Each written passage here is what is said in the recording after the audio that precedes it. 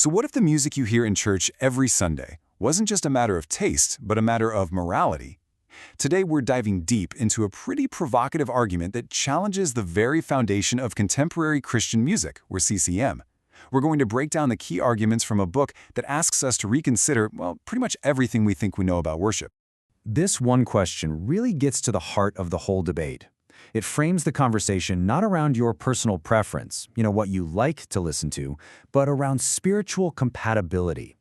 This is the central conflict we're going to be unpacking today.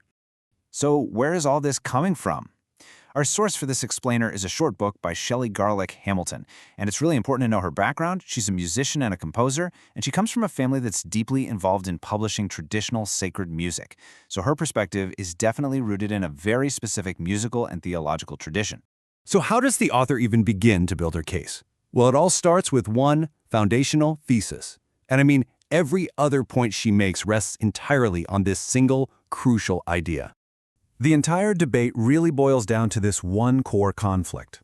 On one side, you have the idea that music is amoral, that it's just a neutral container, an empty vessel, where only the lyrics actually matter. But on the other side, the view the author champions is that music itself has a moral quality. This means the style, the rhythm, the melody, they carry their own message, for good or for evil. The author frames the common viewpoint within the CCM community by citing one of its own pioneers, Keith Green. He really represents that idea that music is neutral, which means, hey, any style can be used to glorify God. This is the position that she sets out to completely dismantle. Now, to build her counter-argument, the author reaches way back to the 6th century philosopher Boethius. She's arguing that this idea of music having moral power is ancient. Her point is that the whole music is neutral stance isn't some timeless truth, but actually a pretty recent idea created specifically to justify using rock and pop styles in worship. Okay, so if music isn't neutral, what's the author's evidence? Let's move on to her first major exhibit, a direct critique of the rock beat itself. And she gets very specific here. She defines the rock beat by its use of syncopation, the backbeat. While traditional Western music often emphasizes beats 1 and 3, think 1, 2, 3, 4, the rock beat flips that.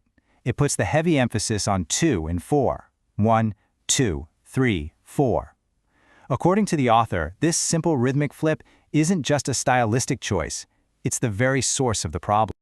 Now, to build her case, the author's primary strategy is to quote secular rock pioneers. Her argument is that the people who created the music knew exactly what message the beat communicated. She starts with this really blunt quote from Frank Zappa, directly linking the beat to a physical, sexual rhythm. And then she really escalates the intensity with this quote from Gene Simmons of Kiss. Her tactic is to let the originators of rock music define it in their own words, building what she sees as a powerful and undeniable link between the beat and sensuality. And it's not just musicians. To show this isn't just some artistic exaggeration, she brings in academic voices, like the sociologist Alan Bloom, who wrote that this connection isn't subtle at all. It's something young people inherently understand. So the crucial point the author is making by weaving all these quotes together is this. There's a consensus among the world's secular creators and critics that the rock beat is not neutral. They believe it is inherently physical, sensual, and, as Simon Frith puts it, essentially erotic. But the author's case doesn't stop with the beat. After critiquing the rhythm, she turns her attention to the second pillar of her argument, the pop style of singing itself. According to the author, the pop vocal style is really defined by what it isn't. It breaks from traditional, or what she calls legitimate, singing techniques by using specific mannerisms that, she argues, are designed to communicate a very different message.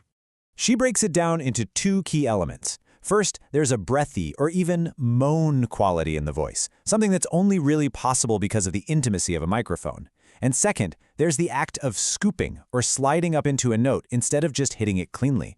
The author argues these aren't just stylistic choices, they are, in fact, vocal imitations of sensuality. And to drive this point home, she shares this really striking anecdote from a choral directors convention. When a group of singers couldn't produce the right kind of vocal slide, the instructor's direct command was to be more sexy. For the author, this is a smoking gun, linking the technique directly to a sensual performance. So, after laying out her evidence against both the beat and the vocal style, the author shifts from critique to application. She asks the reader to actively engage in a process of musical discernment. She visualizes this whole process as a spectrum. On one end is what she defines as godly music, and on the other, worldly. Her argument is that every single piece of music, including CCM, falls somewhere on this line. And this right here, this is her call to action. She insists that every Christian has a responsibility to consciously decide where on that spectrum their personal line is drawn. For her, it's not a matter of taste, but a real act of separating the holy from the profane. So, what's the big picture here? The author argues this isn't just about music. It's about a much larger debate happening within modern faith. Okay, let's just quickly recap the author's logic. It starts with that core thesis. Music is not neutral. From there, she uses the words of secular musicians to define the rock beat and pop vocals as inherently sensual. And this all leads to a much bigger question. Should faith stay separate from the culture, or should it engage with it directly? And that leaves us with a final, really thought-provoking question that sits at the very heart of this book's entire argument. In a world where culture and faith are constantly intersecting, what does it truly mean for any form of art to be set apart as holy?